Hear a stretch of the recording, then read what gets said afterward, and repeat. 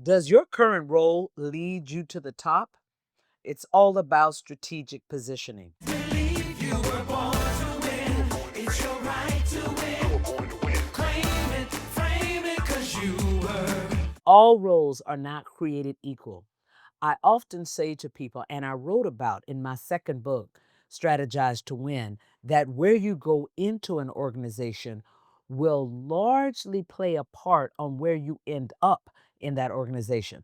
I can't tell you how many times over my years on Wall Street that I heard people say, I just want to get into that financial institution because I'll take a seat in a seat in B, but I really want to be in Z.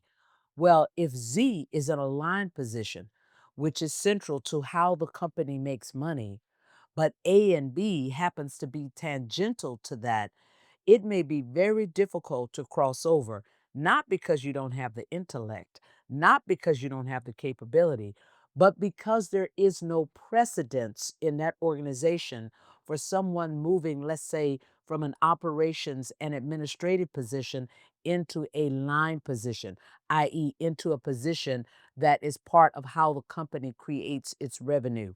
So, whenever you're going into a new organization, you want to make sure that you ask the question, how do people move around into that organization?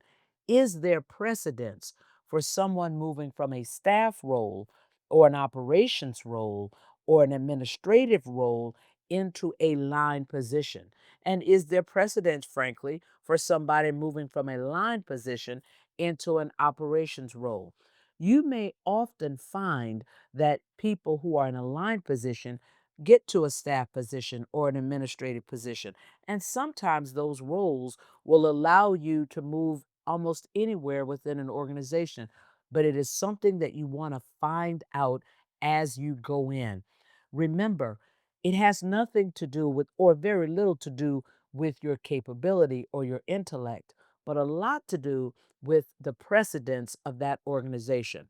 So you want to make sure that you understand how people ascend in that organization so that you can have realistic expectations around your ability to ascend or move around that organization.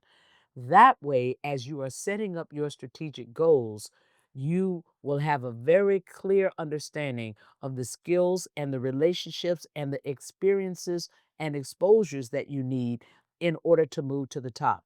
I'm going to give you an example.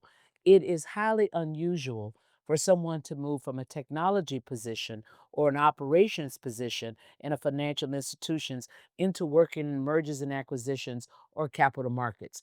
Now, there are people who have been in capital markets or in an investment banking role, and then they move to a private wealth role or they move to a technology role. But the reverse is not necessarily true. Not saying that it can't happen, but you want to understand that so that you can have realistic expectations as you go into any organization, or frankly, as you are there and you're thinking about your opportunities to move. Ask yourself, will my role lead me to the top?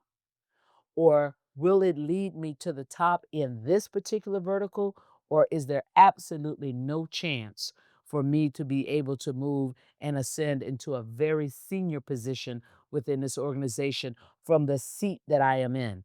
You want to understand that now because if you need to change the seat, you want to do it sooner rather than later so that you can be on your way to ascending in that organization.